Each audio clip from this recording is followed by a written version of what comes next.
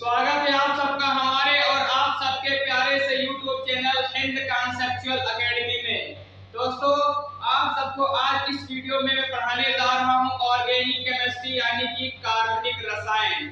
ये किसी एक पार्टिकुलर क्लास के लिए नहीं है। मतलब मैं कहना यह चाहता हूं कि चाहे आप 9th में हो, चाहे आप 10th में हो, चाहे आप 11th में हो, चाहे आप 12th में हो और चाहे आप किसी कंपटीशन की प्रिपरेशन कर रहे हो जहां ऑर्गेनिक केमिस्ट्री से एक आधा क्वेश्चन पूछा जाता हो। ठीक है दोस्तों, आज हम ऑर्गेनिक केमिस्ट्री का वो चैप्टर पढ़ने जा रहे हैं जिसे हम ऑर्गेनिक केमिस्ट्री का दिल या न्यू भी कहते हैं, क्योंकि बगैर इस चैप्टर के आप ऑर्गेनिक केमिस्ट्री को मत पढ़ना। मेरी बात मानिए, क्योंकि अगर इस चैप्टर को पढ़े बगैर आप ऑर्गेनिक केमिस्ट्री को पढ़ते हैं, ऑर्गेनिक केमिस्ट्री को आप स्टडी करते हैं तो कोई फायदा नहीं निकलने वाला है। क्योंकि ऑर्गेनिक केमिस्ट्री की जान किसमें समाहित है? उस चैप्टर का नाम है हाइड्रोकार्बन। दोस्तों, हाइड्रोकार्बन वही चैप्टर है जिसकी मदद से हम पूरी केमिस्ट्री को समझ पाएंगे कि कैसे कार्बन का बिहेवियर क्या होता है और हाइड्रोजन का बिहेवियर क्या होता है, कार्बनिक रसायन कैसे बनती है और उसके कंपाउंड कैसे बनते हैं, सारा स्टडी करने वाले हैं।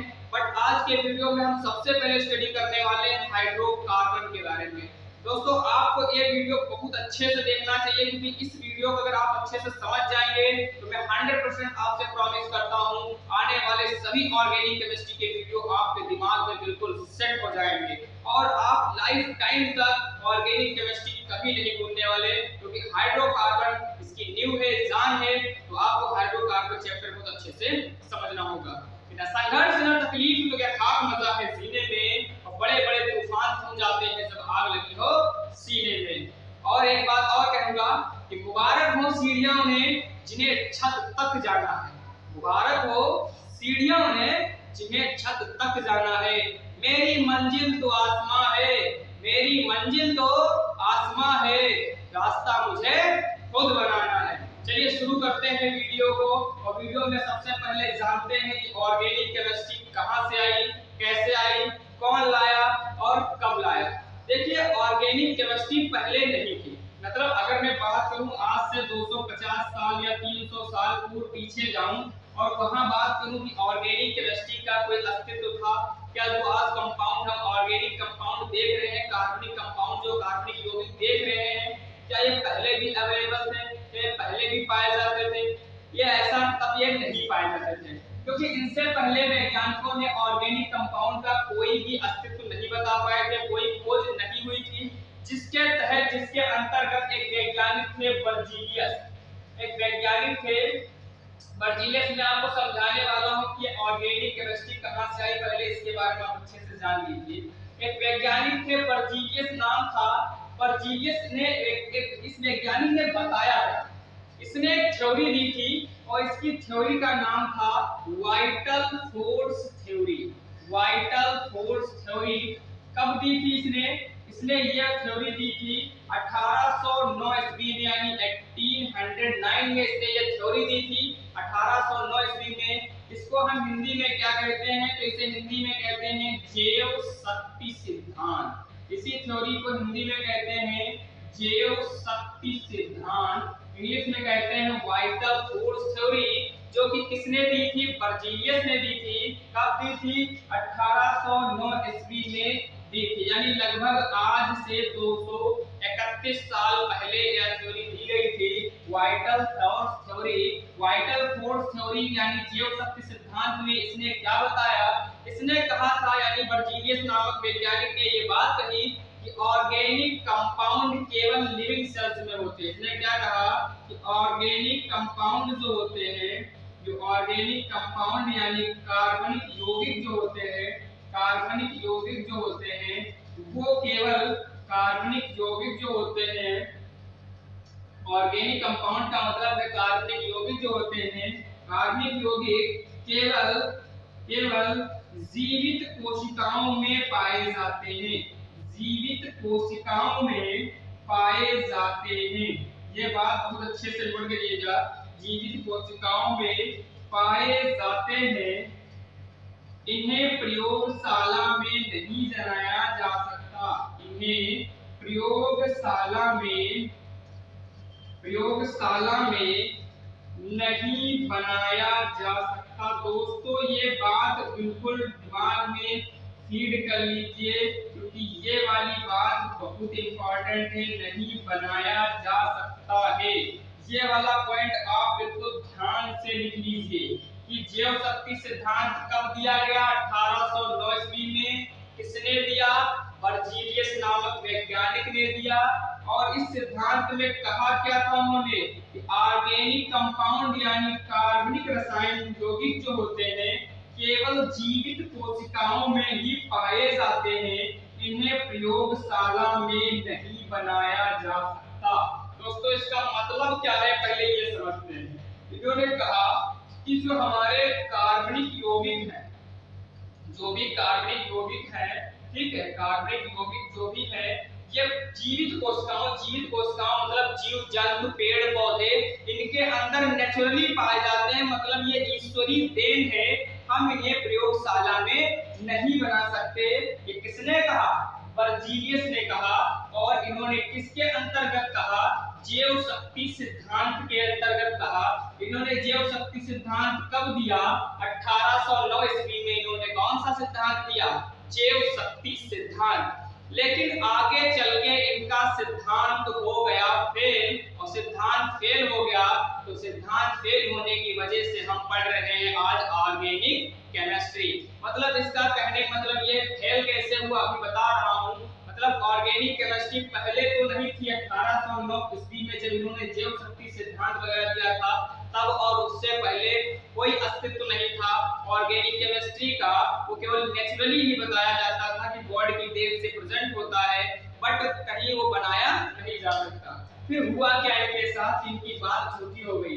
आप इतने को नोट कर लीजिए, फिर हम बताते हैं कि इनकी बात झूठी कब हुई और किसने कर दी इनकी बात झूठी, और क्या कंपाउंड बना दिया था जिसकी वजह से इनकी बात झूठी हो गई। तो दोस्तों अभी ध्यान से सुनना मेरी बात को, मैं कहना ये चाहता हूँ। इनके बाद एक वैज्ञानिक हुए फ्रेडरिक म्यूलर। क्या नाम था उनका? फ्रेडरिक म्यूलर नामक एक वैज्ञानिक हुए। फ्रेडरिक म्यूलर नामक एक वैज्ञानिक हुए, और ये एक बार इनकी मैं कहानी बताता हूँ। ये प्रयोगशाला में बताते हैं कि एक्सपेरिमेंट कर रहे थे, और एक्सपेरिमेंट करते हुए इन्होंने एक कंपाउंड इस्तेमाल किया जिसका नाम था अमोनियम साइनेट। क्या नाम था? अमोनियम साइनेट था। क्या नाम था? अमोनियम साइनेट, जिसका रासायनिक सूत्र होता है NH4CNO। क्या नाम होता है? NH4CNO, ammonium cyanate. क्या नाम होता है? Ammonium cyanate. क्या? अच्छा, जब इन्होंने देखा कि अमोनियम साइनेट को इन्होंने एक बार खुला छोड़ दिया। कैसा छोड़ दिया? खुला छोड़ दिया। खुला छोड़ने का मतलब ये है कि ये यूज किए, जैसे आप लीजिए कोई आपके पास चीनी का डिब्बा है, आपने थोड़ी चीनी निकाली और आपने डिब्बा खुला छोड़ दिया। आपने अगले दिन पाया कि चीनी का कुछ पार्ट गल गया है, या आपने नमक को ऐसे ही डाल दिया, आपने पाया कि नमक का कुछ पार्ट गल गया है। ऐसे ही ये एक्सपेरिमेंट कर रहे थे और इन्होंने किसका यूज किया? अमोनियम साइनेट का यूज किया, और यूज करने के बाद उसे धोखे से खुला छोड़ दिया। खुला छोड़ देने के बाद वो लेब से चले गए, और लेब से जाने के बाद वो जब कुछ दिन बाद लेब में वापस आते हैं तो वो एक चीज नोटिस करते हैं कि अमोनियम साइनेट मैंने जैसा रखा था वो अब वैसा नहीं बचा है, वो वैसा नहीं बचा है। तो ये चौंक गए कि मैंने रखा तो अमोनियम साइनेट था और ये बन क्या गया है। जब उन्होंने न्यू कंपाउंड यानी नए बने उत्पाद के बारे में अध्ययन किया तो उन्हें पता चला ये तो एक कार्बनिक कंपाउंड है।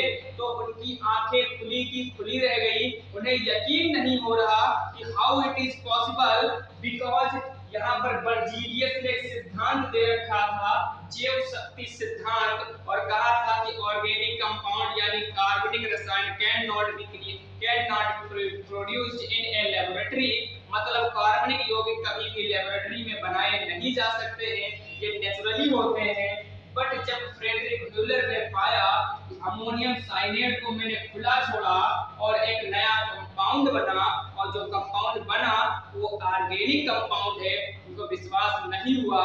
तो इन्होंने जब साइंटिस्टों को दिखाया तो साइंटिस्टों ने कहा ये तो बिल्कुल कमाल हो गया, अद्भुत है। और बर्जीलियस की थ्योरी फेल हो गई, बर्जीलियस का जीव शक्ति सिद्धांत क्या हो गया, फेल हो गया। यहीं से बर्जीलियस का जीव शक्ति सिद्धांत फेल हो गया। क्यों फेल हो गया? क्योंकि इन्होंने क्या बना दिया, ऑर्गेनिक कंपाउंड बना दिया। किसने? फ्रेडरिक ब्यूलर ने। अच्छा, वो ऑर्गेनिक कंपाउंड बना क्या था, जरा वो देखते हैं। जब इन्होंने देखा कि अमोनियम साइनेट को, जब इन्होंने पाया कि जब हम अमोनियम साइनेट को गर्म करते हैं, हीट करते हैं, तो ये एक नया कंपाउंड बनाता है, जिसका कंपाउंड यानी रासायनिक केमिकल फार्मूला जो निकल के आया वो NH2CO निकल के आया, और उन्होंने इसका नाम रखा यूरिया। क्या नाम रखा इसका? यूरिया। यानी अगर आपसे पूछा जाए कि इस प्रयोगशाला में कृत्रिम रूप से बनाया जाने वाला पहला कंपाउंड कौन सा है, first organic compound which produced in laboratory, कौन सा है? यूरिया। यानी क्या हो गया? यूरिया। ये क्वेश्चन बार बार कंपटीशन में भी पूछा जाता है और आपके बोर्ड एग्जाम से भी पूछा जाता है कि अमोनियम साइनेट को गर्म करने पर क्या बनेगा? अमोनियम साइनेट को गर्म करने पर बनेगा यूरिया। यूरिया एक ऑर्गेनिक कंपाउंड यानी कार्बनिक यौगिक है, ऑर्गेनिक कंपाउंड है, इसका नाम है अमोनियम साइनेट। अमोनियम साइनेट को गर्म करने पर बन गई यूरिया। यहीं से क्या हुआ, पूरे विश्व भर में क्या हो गई, हलचल मच गई कि भाई फ्रेडरिक ब्यूलर भाई ने क्या बना दिया, एक ऑर्गेनिक कंपाउंड बना दिया, जबकि बर्जीलियस के अकॉर्डिंग ये पॉसिबल नहीं था, और ब्यूलर ने ये करके दिखा दिया। और उन्होंने फर्स्ट कंपाउंड क्या बनाया, यूरिया बना के दिखाया। क्या बनाया? यूरिया। अगर आपसे क्वेश्चन इस तरह का पूछा जा सकता है कि किस वैज्ञानिक ने पहला ऑर्गेनिक कंपाउंड बनाया था, तो आप आंसर लिख के आएंगे फ्रेडरिक ब्यूलर। और अगर पूछ ले कि पहला ऑर्गेनिक कंपाउंड जो प्रयोगशाला में बनाया गया, क्या लिख के आओगे? यूरिया लिख के आओगे। यहाँ से आपके दो इंपॉर्टेंट क्वेश्चन हैं। एक क्वेश्चन और पूछ सकता है कि यूरिया को किसकी मदद से बनाया गया, तो इस बात को भी ध्यान रखना कि जब अमोनियम साइनेट को हीट किया गया तब जाके यूरिया बनी। उम्मीद करता हूं आपको ये बात समझ में आई होगी कि ऑर्गेनिक केमिस्ट्री कैसे आई। अब यहीं से स्टार्ट होता है ऑर्गेनिक केमिस्ट्री का इतिहास। यहीं से हमको पढ़ना है कि ऑर्गेनिक केमिस्ट्री कहां तक है, कितने विस्तार है इसका, और कहां तक हमको पढ़ना है। ठीक है, अब यूरिया का विस्तार हो चुका है, यानी ऑर्गेनिक कंपाउंड का विस्तार हो चुका है, तो विश्व भर के सभी वैज्ञानिक अब क्या करने लगे, ऑर्गेनिक केमिस्ट्री की खोज करने में लगे कि हम भी कंपाउंड बनाएंगे, ढेर सारे कंपाउंड बनाएंगे, अपना नाम कमाएंगे। इसी चक्कर में इतने कंपाउंड्स के आविष्कार हो गए कि उनके नाम तक याद रखना इम्पॉसिबल हो गया। यानी भाई जब इतने ज्यादा लोग हो जाएंगे तो उनके नाम कितने याद किए जा सकते हैं? भाई 100 के याद कर लेंगे, 200 के याद कर लेंगे, लेकिन अगर लाखों कंपाउंड आप बना देंगे तो आप कहोगे लाखों कंपाउंड के नाम याद करो, दिस इज नॉट पॉसिबल। बिल्कुल भी पॉसिबल नहीं है। कैसे पॉसिबल है? फिर क्या किया गया इसके लिए, क्या सॉल्यूशन आए, अभी इस वीडियो में देखते हैं। तब तक के लिए आप ये बात अपने का स्क्रीनशॉट ले लीजिए और इतना समझ लीजिए। चलिए आगे बात करते हैं। आगे हम बात करेंगे कि हाइड्रोकार्बन क्या होता है। अच्छा, आपको ये समझ में आया? अच्छा, मैं आपको यही बस एक बात बता देता हूँ कि इतने सारे कंपाउंड्स बन गए तो इनका नाम कैसे डिसाइड किया गया। तो आपको बता दें, एक संस्था है IUPAC, एक संस्था है IUPAC, इसका फुल फॉर्म है इंटरनेशनल, फुल फॉर्म लिखिएगा इसका, international union pure and applied chemistry. इसका फुल फॉर्म है international union pure and applied chemistry. इस संस्थान ने कहा कि आप लोग आपस में बवाल मत कीजिए, झगड़ा मत कीजिए, आप सभी अपने अपने कंपाउंड अपने पास सुरक्षित रखिए, और हम कार्बन की जो प्रॉपर्टी है उसके बारे में स्टडी किए हैं, और उसने हमने एक सॉल्यूशन पाया है कि अगर आप मेरे अकॉर्डिंग कंपाउंड्स के नाम रखना स्टार्ट करोगे, यानी मेरे सिस्टम को अगर आप इस्तेमाल करोगे, तो आप सभी के ऑर्गेनिक केमिस्ट्री के जो कंपाउंड हैं उनके उनके नाम आसानी से याद किए जा सकते हैं। इसीलिए आज बहुत सारे जितने भी कंपाउंड्स हैं उनके ज्यादातर कौन से नाम हम लोग लिखते हैं, उनके हम नाम याद रखते हैं IUPAC नाम। अब IUPAC नाम क्या होता है, कैसे लिखा जाता है, इसी चैप्टर में बात करेंगे, डिटेल में बात करेंगे। लेकिन सबसे पहले हम जानेंगे कि हाइड्रोकार्बन क्या होता है। आपको इतना समझ में आ गया कि ऑर्गेनिक केमिस्ट्री कहाँ से बनी, कैसे बनी, किसने बनाई, समझ में आ गया। चलिए अब बढ़ते आगे अपने मेन टॉपिक पर। हमारा जो मेन टॉपिक है वो है हाइड्रोकार्बन। दोस्तों हाइड्रोकार्बन के नाम से ही पता चल रहा है कि नाम में ही सब कुछ छुपा हुआ है कि हाइड्रो का मतलब होता है हाइड्रोजन और कार्बन का मतलब तो आप लोग अच्छे से जानते ही हैं। कार्बन से आप अपरिचित नहीं है, कार्बन से आप बहुत अच्छे से परिचित है। क्या है हाइड्रोकार्बन को अगर हम तोड़ के लिखें तो हाइड्रो का मतलब क्या हमने बताया, हाइड्रो मतलब हाइड्रोजन और कार्बन भी तो कार्बन है ही, आप उसको जानते हैं। ये है हाइड्रोजन और ये है कार्बन। हमको केवल हाइड्रोकार्बन में हाइड्रोजन और कार्बन के बारे में अच्छे से पढ़ाई करनी है, क्योंकि पूरी ऑर्गेनिक केमिस्ट्री की अगर कोई बैलेंस करता है, पूरे को संभाल के चलता है तो वो हाइड्रोजन और कार्बन ही है। तो पूरी ऑर्गेनिक केमिस्ट्री को संभाल कर चलते हैं। अब बच्चा पूछेगा सर हाइड्रोजन के बारे में कुछ हमको बताइए और कुछ कार्बन के बारे में बताइए।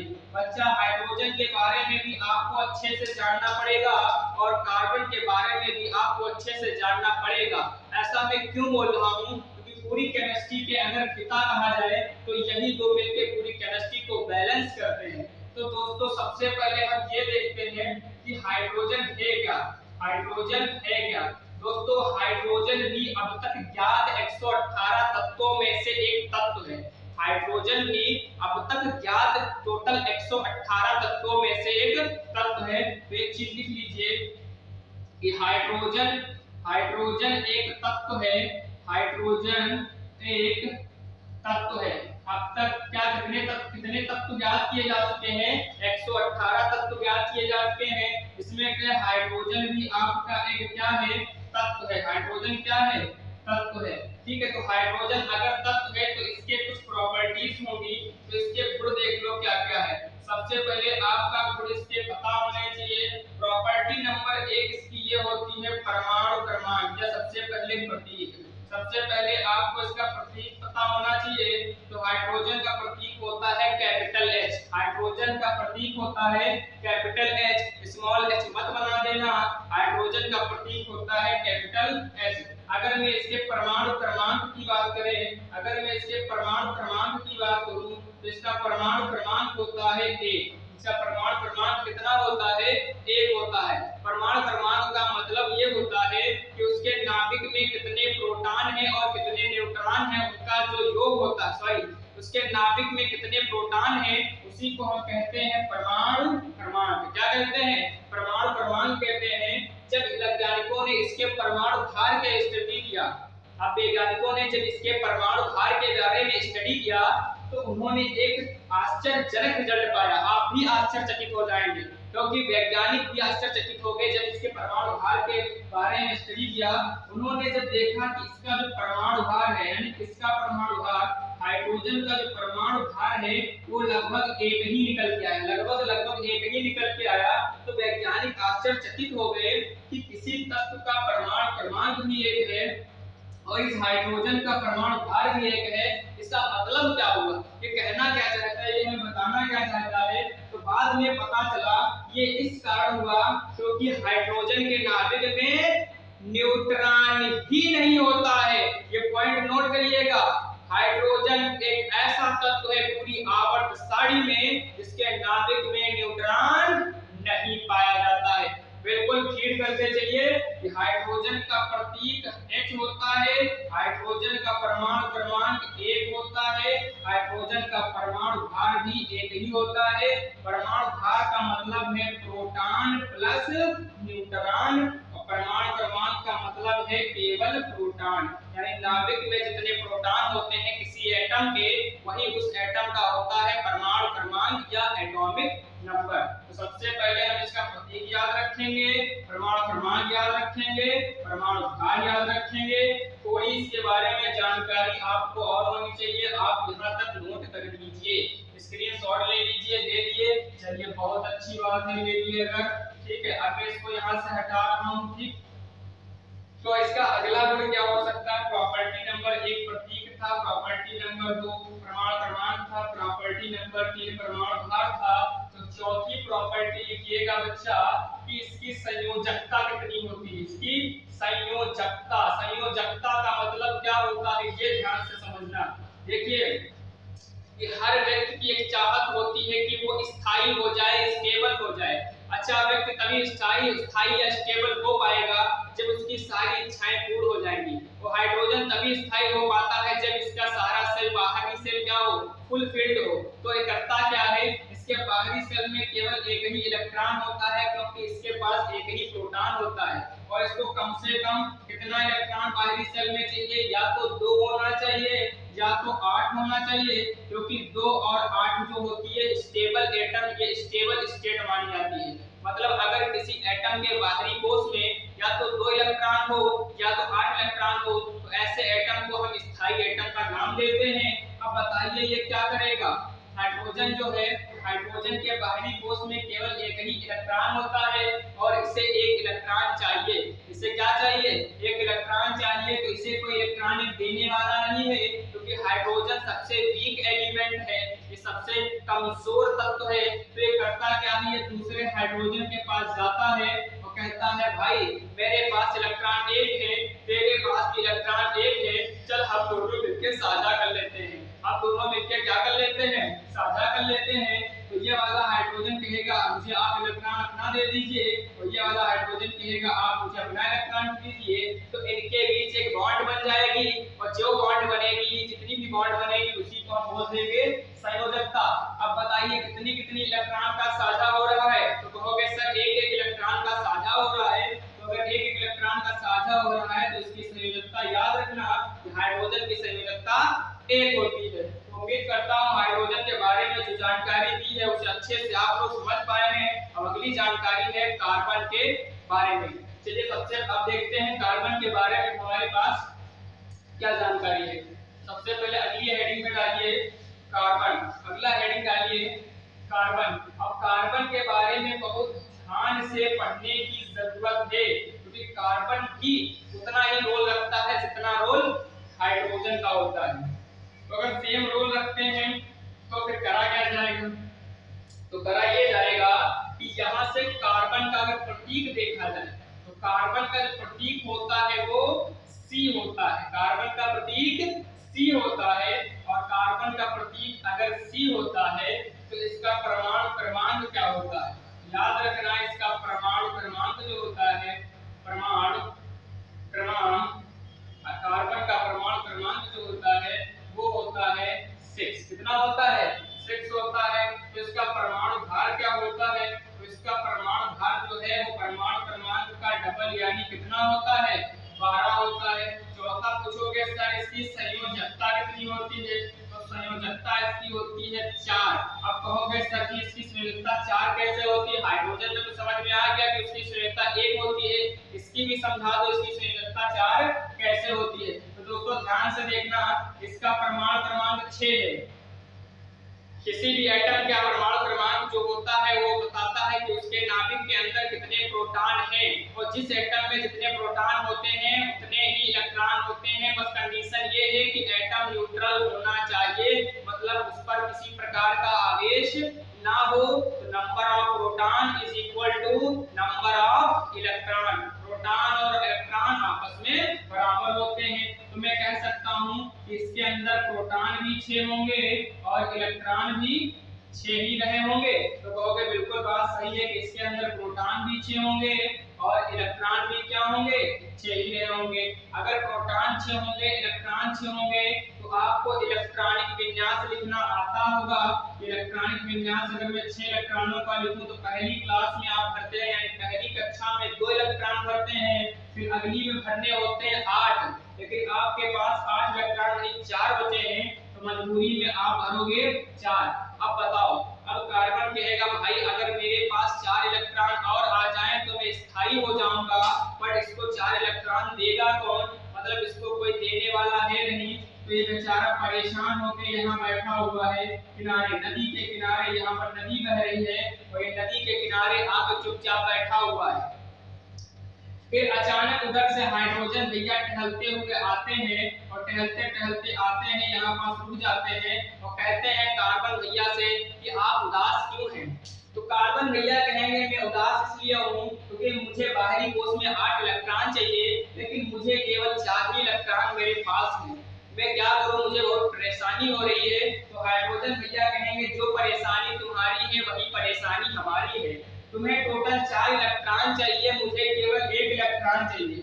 ये कार्बन से कहेगा चाहो तो आप मुझे एक दे दो, कार्बन कहेगा ये संभव नहीं है कि मैं आपको इलेक्ट्रॉन एक दे दूं। तो कहेगा हाइड्रोजन कहेगा तभी आप बताइए कुछ सॉल्यूशन निकालिए। तो कार्बन कहेगा ऐसा करो तुम्हारे पास 1 इलेक्ट्रॉन है, जाओ तुम अपने 3 भाइयों को और लेके आओ। कहेगा क्यों, कहेगा ऐसा करते हैं हम दोनों इलेक्ट्रॉन का साझा करेंगे। साझा का मतलब ये कि मेरे पास 4 इलेक्ट्रॉन है, मैं तुमको 4 इलेक्ट्रॉन साझा कराऊंगा और तुम चारों भाई मुझे 4 इलेक्ट्रॉन साझा कराओगे, जिससे मेरे पास 8 इलेक्ट्रॉन हो जाएंगे और तुम सारे भाइयों के पास 1-1 इलेक्ट्रॉन हो जाएगा। हाइड्रोजन लौट के अपने भाइयों के पास जाएगा और इसके भाई भागते हुए आएंगे, तो एक भाई इस साइड से आएगा, एक भाई ऊपर साइड से आएगा, एक भाई नदी के किनारे साइड से आएगा, एक भाई नीचे से आएगा और कार्बन भैया से बोलेगा चलिए आप अपनी पहले इच्छा पूर्ण कर लीजिए। तो कार्बन क्या करेगा, इन सबके 1-1 इलेक्ट्रॉन ले लेगा, मतलब साझा कर लेगा, कंप्लीट नहीं लेगा, केवल साझा मतलब हल्का सा बॉन्ड कर लेगा, बांट लेगा। फिर क्या करेगा, ये वाला हाइड्रोजन कार्बन का इलेक्ट्रॉन बॉन्ड करेगा, ये वाला हाइड्रोजन इसका इलेक्ट्रॉन को बॉन्ड करेगा, ये वाला हाइड्रोजन इस इलेक्ट्रॉन को बॉन्ड करेगा और ये वाला हाइड्रोजन इस बॉन्ड इलेक्ट्रॉन को बॉन्ड करेगा। मैंने बताया कि एक इलेक्ट्रॉन के साझे से एकल बंध बनती है। क्या बनती है, एकल बंध। एकल बंध क्या होती है, ये एकल बंध होती है, ये द्विबंध होती है और ये त्रिबंध होती है। मतलब ये तीनों बंध है सहसंयोजी बंध। आप लोग जानते होंगे सहसंयोजी बंध ऐसी बंध होती है जो इलेक्ट्रॉनों के साझे से बनती है। फिर से सुनना, सहसंयोजी एक ऐसी बंध होती है जो इलेक्ट्रॉनों के साझे से बनती है। आप देख रहे हैं यहाँ पर इलेक्ट्रॉनों का साझा हो रहा है। अगर 1-1 इलेक्ट्रॉन का साझा होगा तो एकल बंध, 2-2 इलेक्ट्रॉन का साझा होगा तो द्विबंध, 3-3 इलेक्ट्रॉन का साझा होगा तो त्रिबंध बनेगी। इतनी बात समझ में आई। अब आप लोग बताओ यहाँ कार्बन में कितने कितने इलेक्ट्रॉन का साझा हो रहा है। तो आप कहोगे गुरुजी यहाँ 1-1 इलेक्ट्रॉन का साझा हो रहा है। तो कार्बन एक हाइड्रोजन के साथ ऊपर, एक आगे, एक नीचे और एक पीछे क्या बनाएगा, सहसंयोजी बंध बनाएगा। इसलिए इसकी संयोजकता कितनी हो जाएगी, 4। यानी मैंने तुमको इतनी बात में क्या सिखाई कि हाइड्रोजन का परमाणु क्रमांक 1 होता है, परमाणु भार भी 1 होता है और संयोजकता भी 1 होती है, लेकिन उसके नाभिक में न्यूट्रॉन नहीं पाया जाता है। कार्बन में मैंने क्या सिखाया कि कार्बन का प्रतीक C होता है, इसका परमाणु क्रमांक 6 होता है, परमाणु भार 12 होता है, ठीक है, और इसकी संयोजकता 4 होती है। जहां तक आप छाप लीजिए, तुरंत फट से छापिए।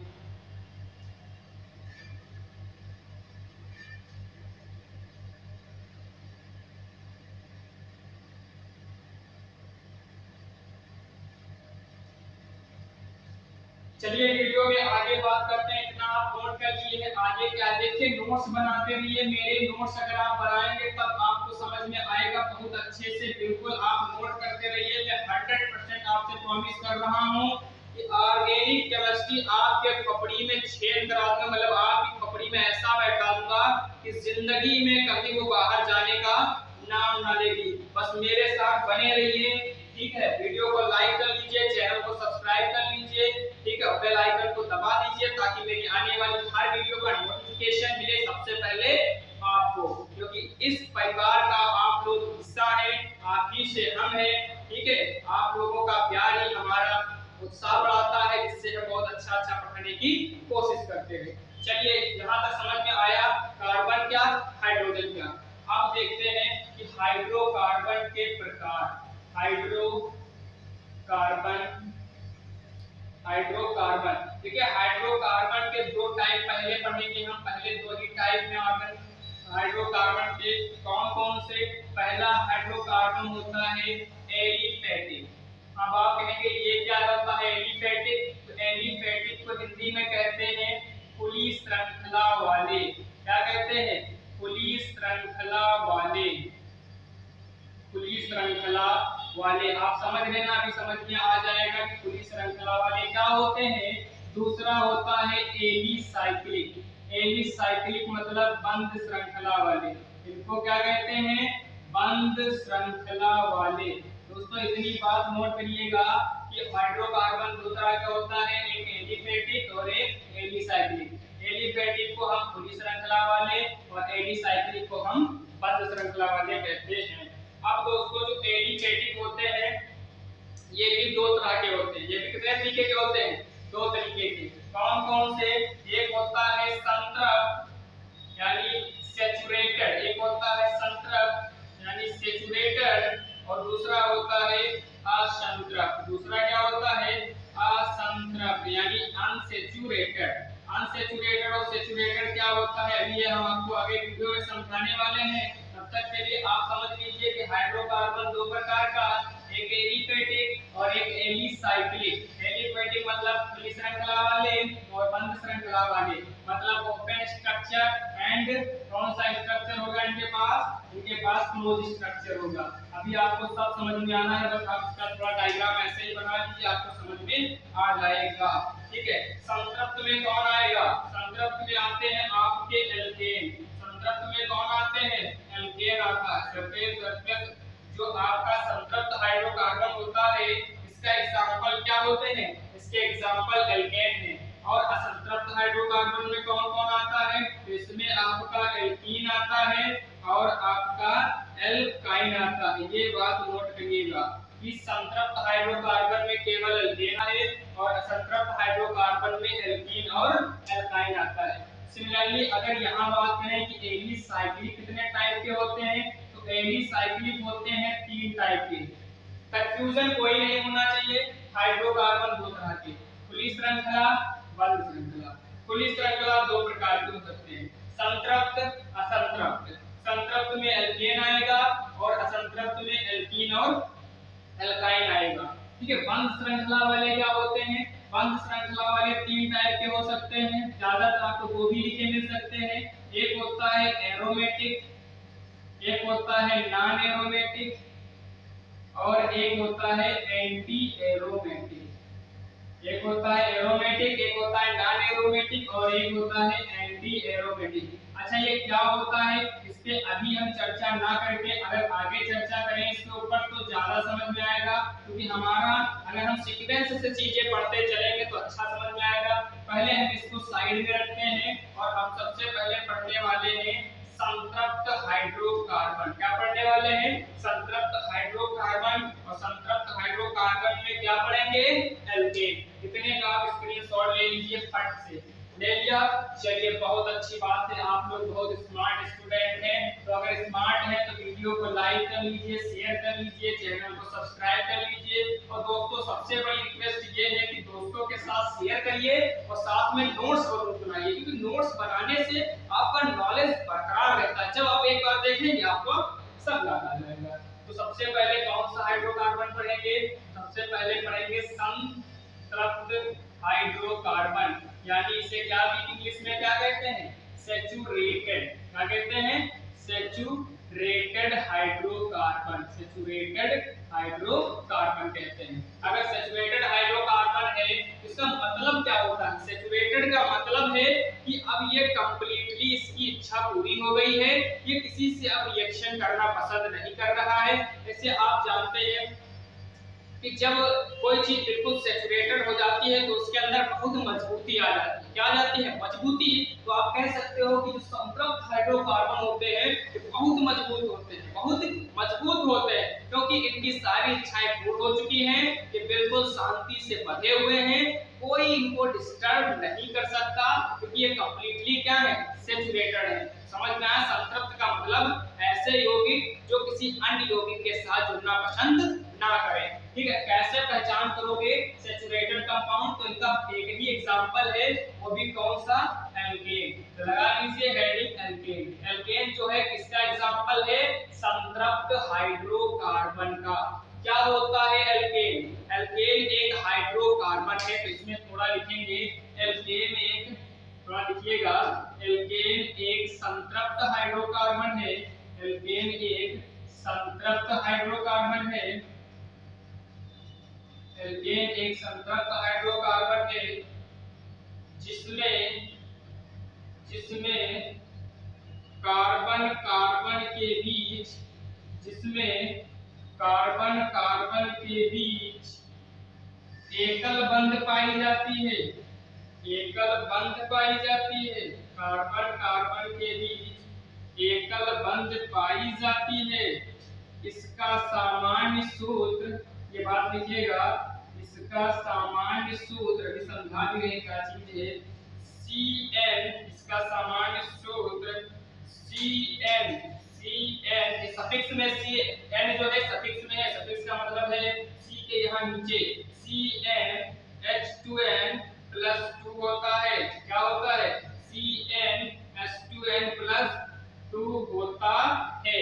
अगर इसका सामान्य सूत्र CnH2n+2 होता है, ये आपको बात बहुत अच्छे से ध्यान रखनी पड़ेगी, क्योंकि बिना फार्मूले के आपको ये समझ नहीं पाओगे। फिर क्या लिखेंगे इसमें? देखो इसके नाम को, देखो इसका IUPAC नाम लिखते समय, इसका IUPAC नाम लिखते समय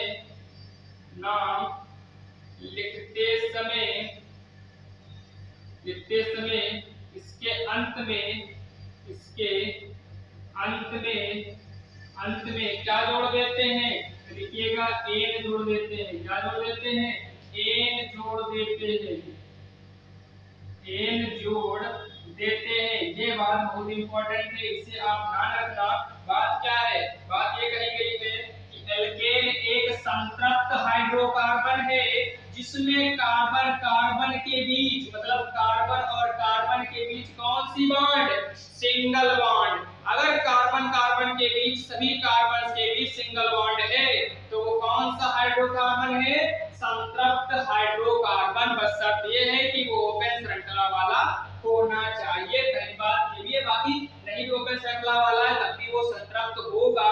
लेकिन हम सबसे पहले पढ़ रहे हैं ओपन श्रृंखला के बारे में, तो यानी खुली श्रृंखला के बारे में पढ़ रहे हैं, तो आप वही बात ध्यान में रखिए, दिमाग में ज्यादा खिचड़ी नहीं बननी चाहिए। तो कार्बन कार्बन के बीच एकल बंध पाई जाती है, इसका सामान्य सूत्र, ये बात ध्यान रखना, CnH2n+2 होता है। इसका IUPAC नाम लिखते समय इसके नाम के अंत में लिख सकते हो, यहाँ इसके नाम के अंत में क्या जोड़ देते हैं? एन जोड़ देते हैं। चलिए अब इसके बारे में देखते हैं कि ये बात जो समझ में आ गई होगी, ये संतृप्त होते हैं, कार्बन कार्बन के बीच सिंगल बॉन्ड होगी, सामान्य सूत्र CnH2n+2 होगा और IUPAC नाम लिखते समय एन जोड़ देंगे। ठीक है, इतने का स्क्रीनशॉट ले लीजिए, फिर आगे पढ़ते हैं। ले लिया। चलिए अब इनके मदद से हम कुछ एल्केन्स बनाते हैं। क्या बनाते हैं?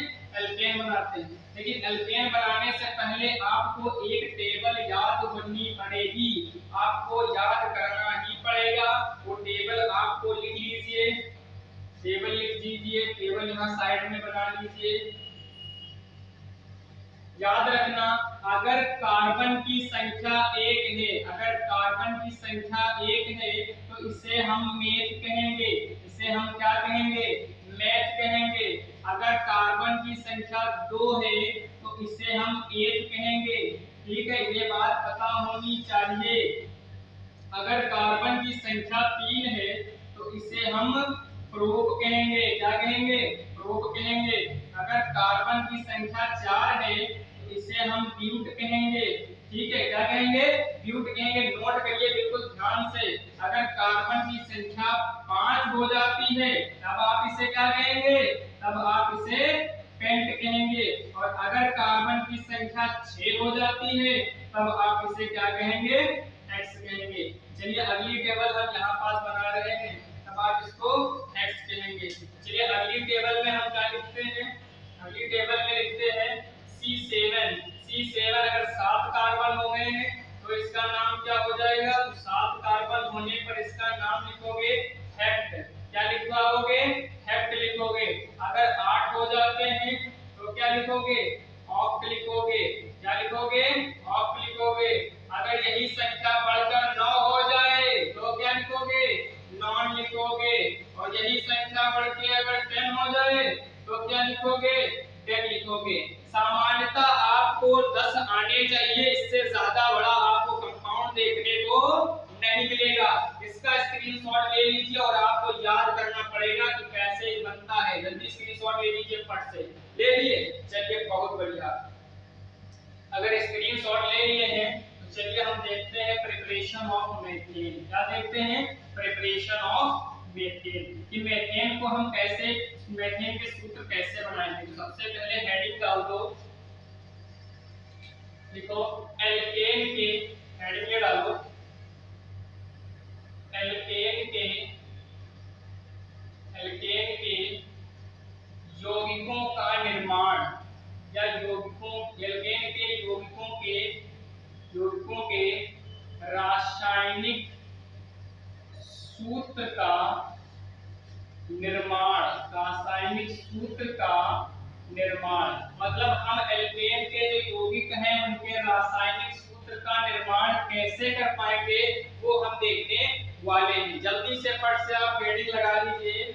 एल्केनों के फट से हेडिंग लगा लीजिए। आप लोग लगा लिए हेडिंग। वाली टेबल अपने सामने खोल के रख लीजिए जो आपने भी नोट किए। तुरंत उसे नोट करने वाली टेबल को अपने सामने रखिए, क्योंकि उसी की मदद से हम बना पाएंगे टेबल। अगर वो आपको आती होगी तभी बन पाएगा। जल्दी करिए। हो गया? चलिए अब देखते हैं। अगर हो गया तो देखो कैसे बना पाएंगे और किसकी मदद से। देखिए अल्केनों के यौगिकों का रासायनिक सूत्र का निर्माण। तो सबसे पहले हम लिखेंगे कि अगर मेरे पास मान लो किसी एल्केन में एक कार्बन है, मान लीजिए मेरे पास नंबर ऑफ कार्बन 1 है, तो उसकी मदद से कौन सा कंपाउंड बनेगा। तो सबसे पहले हम यहाँ लिखेंगे n। मेरे साथ टेबल बनाओ। यहाँ लिखोगे n, मतलब यहाँ n बराबर हम चेंज करेंगे और यहाँ लिखोगे सूत्र। इसमें सूत्र लिखना है। सूत्र क्या होता है एल्केन का? सामान्य सूत्र होता है CnH2n+2। और यहाँ लिखोगे IUPAC नाम। फट से ये टेबल बना लीजिए तुरंत, बिना देर के फट से बनाओ। ये टेबल बन गई। चलिए बढ़िया है, मैं भी बना लेता हूँ तुरंत। ये लो मेरी भी बन गई। अगर टेबल बन गई तो सबसे पहले मैं इसमें रखूंगा n बराबर 1। क्या रखूंगा? n बराबर 1 रखूंगा। अगर मैं n बराबर 1 रखूंगा तो यहाँ भी n बराबर 1 रखना पड़ेगा। 1 रखने पर ये आएगा C1 और ये आएगा 2H 2 × 1 + 2। सॉल्व करोगे तो C1 को आप C लिख सकते हो। 1 लिखने की सफिक्स में कोई जरूरत नहीं है। 2 × 1 2, 2 और 2 4, यानी क्या आ गया? CH4। क्या आ गया? CH4। अच्छा एक कार्बन को अभी बताया, क्या कहोगे? कार्बन को मेथ कहोगे। और बताओ ये किसकी मदद से बना है? एल्केन। तो मैंने कहा कि IUPAC नाम लिखते समय इनके नाम के अंत में एन जोड़ देते हैं। तो बताओ ये मेथ से क्या बन जाएगा? मीथेन बन जाएगा। क्या बन जाएगा बच्चा? मीथेन। ऐसे ही अगर हम n बराबर 2 रख देते हैं तो ये हो जाएगा C2। और क्या हो जाएगा? 2 × 2 + 2 = ये हो जाएगा C2। 2 दूनी 4।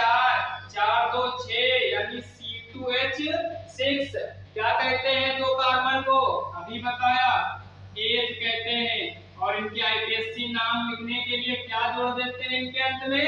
एन, इसका नाम हो गया एथेन।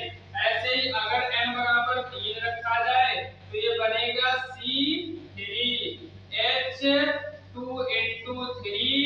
+ 2।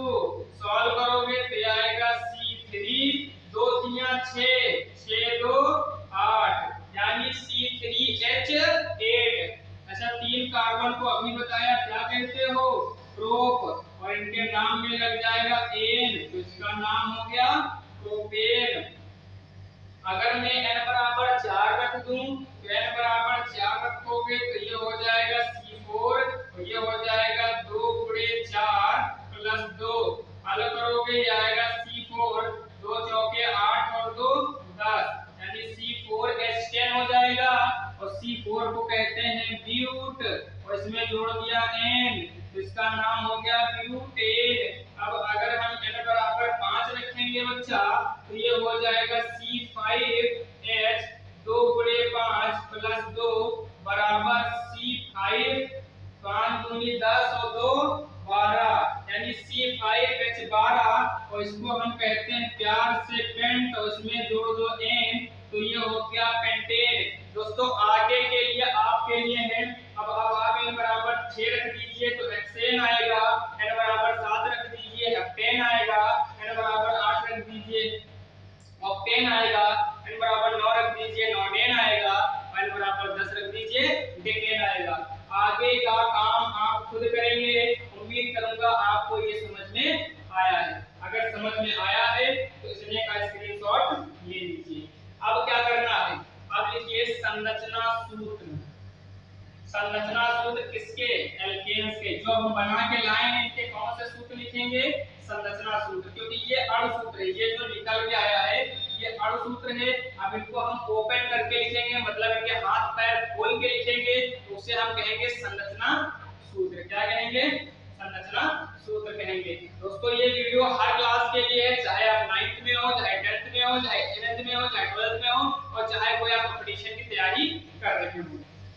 ठीक है, तो सबसे पहले हम इनका लिखते हैं, लिखो एल्केन के यौगिकों के संरचना सूत्र। संरचना सूत्र का निर्माण, यहाँ कर लो रासायनिक सूत्र की जगह पे संरचना सूत्र। कैसे बनाएंगे संरचना सूत्र? अभी बताओ सबसे पहले मेरा कौन सा कंपाउंड आया था? तो आप कहोगे सर मैंने सबसे पहले देखा था CH4, और CH4 का मैंने नाम बताया कि इसे क्या कहते हैं? मेथेन कहते हैं, और इसे एक दूसरा नाम भी देते हैं मार्स गैस। कौन सा नाम? Marsh gas. मार्स गैस का मतलब है ये कहाँ पाई जाती है? सड़े गले स्थानों यानी दलदलों में पाई जाती है। जो धान का खेत होता है उसके अंदर पाई जाती है। ठीक है, मार्स गैस सीएनजी में सबसे ज्यादा पाई जाती है, यानी कंप्रेस्ड नेचुरल गैस जो होती है। मेथेन को हम चूल्हा जलाने के लिए, वाहन चलाने के लिए यूज करते हैं। ठीक है दोस्तों, तो CH4 का सबसे पहले हम देखेंगे संरचना सूत्र लिखते कैसे। बस आप ध्यान से सुनना मुझे कि जितना कार्बन हो पहले कार्बन को लिख दो, जितना कार्बन हो पहले कार्बन को लिख दो। ठीक है, अब बताओ कार्बन की, अच्छा ये एल्केन है तो एल्केन में हम बताया कि कार्बन और कार्बन के बीच सिंगल बॉन्ड होती है। एल्केन में कार्बन कार्बन के बीच सिंगल बॉन्ड होती है, लेकिन इसमें ऑलरेडी एक ही कार्बन है तो इसमें कार्बन में सिंगल बॉन्ड लगाने की कोई जरूरत नहीं है। अब बताओ मैंने बताया था कि कार्बन कितनी बॉन्ड बनाता है, तो कहोगे सर ये 4 बॉन्ड बनाता है। अब 4 में सिंगल कहो बना ले, कहो 2 डबल बना ले, 4 हो जाएंगी, कहो 1 ट्रिपल बना ले और सिंगल बना ले। मतलब 4 सिंगल बना सकता है, 2 डबल बना ले, 1 ट्रिपल बना ले, उसके साथ 1 सिंगल बना ले, 4 हो जाएंगी। मतलब इसके पास कई रास्ते हैं, चाहे तो चारों सिंगल सिंगल बना ले, अगर चाहे तो ये चारों सिंगल बना ले, चाहे तो ट्रिपल और सिंगल बना ले, और चाहे तो डबल और डबल बना ले। मतलब यहाँ भी 4 बॉन्ड है इस कार्बन की, यहाँ भी कार्बन की 4 बॉन्ड यहाँ भी है। लेकिन आप बताइए कि इसके साथ जुड़ना कौन आ रहा है? जुड़ने वही आएगा जो इसके अणुसूत्र में है, यानी 4 हाइड्रोजन जुड़ना चाहते हैं, और आपको पता है कि हाइड्रोजन सिंगल बॉन्ड बनाना पसंद करता है। 4 हाइड्रोजन, एक ऊपर से, एक दाएं से, एक नीचे से, एक बाएं से आएगा, और इसके साथ एकल बंध से क्या हो जाएगा? लिंक्ड हो जाएगा, जुड़ जाएगा। यही क्या है? मेथेन की संरचना है। यही क्या है? मेथेन का संरचना सूत्र है। एक मैं और आपको बताता हूँ, बाकी आप खुद करेंगे अपने मन से। चलिए मैं कोई एक बड़ा सा ले लेता हूँ, जैसे मैं ले रहा हूँ प्रोपेन, मैं ले रहा हूँ प्रोपेन, या चलिए प्रोपेन ले लेते, चलिए हम ब्यूटेन ले लेते हैं। ब्यूटेन का अभी सूत्र निकाले हैं, क्या निकल के आया है, C4H10। क्या आया है, C4H10। सर ब्यूटेन कहाँ पाया जाता है, तो आप जो एलपीजी चलाते हैं इसके अंदर प्रोपेन और ब्यूटेन का मिक्सचर पाया जाता है। ठीक है, ये बात ध्यान रखने का, कंपटीशन में कभी-कभी पूछ लेता है। ठीक है, तो ब्यूटेन में 4 कार्बन है, तो जितने कार्बन होते हैं पहले उन 4 कार्बन को वैसे ही लिख लो। अब हमें पता है कि एल्केन में सारे कार्बन सिंगल बॉन्ड से जुड़े होते हैं, तो सबके बीच सिंगल सिंगल सिंगल बॉन्ड लगा दिया। अब बताओ, मैंने कहा कि एक कार्बन 4 हाइड्रोजन बॉन्ड बनाता है और इस वाले कार्बन ने अभी कितना बनाया है बॉन्ड, तो कहोगे कार्बन नंबर 1 ने अभी एक ही बॉन्ड बनाया है, कार्बन नंबर 2 ने 2 बॉन्ड बनाए हैं। कैसे, एक आगे और एक पीछे। कार्बन नंबर 3 ने भी 2 बॉन्ड बनाए हैं, एक आगे और एक पीछे। कार्बन नंबर 4 ने केवल एक बॉन्ड बनाई है, वो भी पीछे। तो आप बताइए, इसके पास केवल एक बॉन्ड है, तो 3 और बनाना पसंद करेगा, क्योंकि कार्बन 4 बनाता है, बनाएगा। ये कार्बन के पास 2 बॉन्ड है, तो 2 और बनाएगा। इस कार्बन के पास 2 है, तो 2 और बनाएगा। इस कार्बन के पास 1 है, तो 3 और बनाएगा। तो किसके साथ बनाएगा, जो इसका जोड़ीदार है हाइड्रोजन, यानी यहाँ पास कितने हाइड्रोजन लगेंगे, 1 2 और 3, क्योंकि एक पहले से बना रखा था और 3 हाइड्रोजन जुड़ गए, हो गया 4। अब इस कार्बन को देखो, इस कार्बन ने बना रखी है 2, अगर इस कार्बन ने 2 बना रखी है तो एक ऊपर और बनाएगा, एक नीचे बनाएगा, 4 हो गए। इस कार्बन ने भी 2 बना रखी है, एक नीचे एक ऊपर आगे, तो एक ऊपर बनाएगा, एक नीचे बनाएगा। इस कार्बन ने केवल एक बना रखी है, तो एक ऊपर बनाएगा, एक दाएं बनाएगा और एक नीचे बनाएगा। यानी यही हो गया क्या, ब्यूटेन का स्ट्रक्चरल फार्मूला यानी संरचना सूत्र। अब दोस्तों देखिए, आंसर सही है या गलत, तो कार्बन ले लीजिए 4 है, 4 ऊपर हाइड्रोजन, 4 नीचे हाइड्रोजन, एक यहाँ हाइड्रोजन, एक यहाँ हाइड्रोजन, यानी टोटल 10 हाइड्रोजन बन। यानी आपको समझ में आया कि संरचना सूत्र कैसे लिखते हैं। दोस्तों आज के वीडियो में बस इतना ही रखते हैं, क्योंकि काफी ज्यादा इसमें हमने बता दिया है। और मिलते हैं अगले वीडियो में, जिसमें हम पढ़ेंगे एल्कीन और एल्काइन और एरोमेटिक, एलिफेटिक और नॉन एरोमेटिक, एंटी एरोमेटिक और नॉन एरोमेटिक कंपाउंड्स के बारे में। दोस्तों अगर समझ में आ रहा हो और वीडियो अगर अच्छी लग रही हो तो वीडियो को लाइक कर लें, दोस्तों के साथ शेयर कर लें, चैनल को सब्सक्राइब कर लें, बेल आइकन को दबा लें, ताकि आपको मेरी आने वाली सारी वीडियोस की नोटिफिकेशन मिले सबसे पहले आपको। दोस्तों घर में माता पिता की इज्जत करिए, एंजॉय करिए, बड़ों की इज्जत करिए, क्योंकि आपके माता पिता ही आपके भविष्य में, आप भारत का भविष्य हो। देश की रक्षा के लिए आप लोग संघर्ष करिए, क्योंकि कहा गया है कि न संघर्ष न तकलीफ तो क्या खाक मचा है सीने में, बड़े बड़े तूफान थम जाते हैं जब आग लगी हो सीने में। मिलते हैं अगले वीडियो में, तब तक के लिए जय हिंद।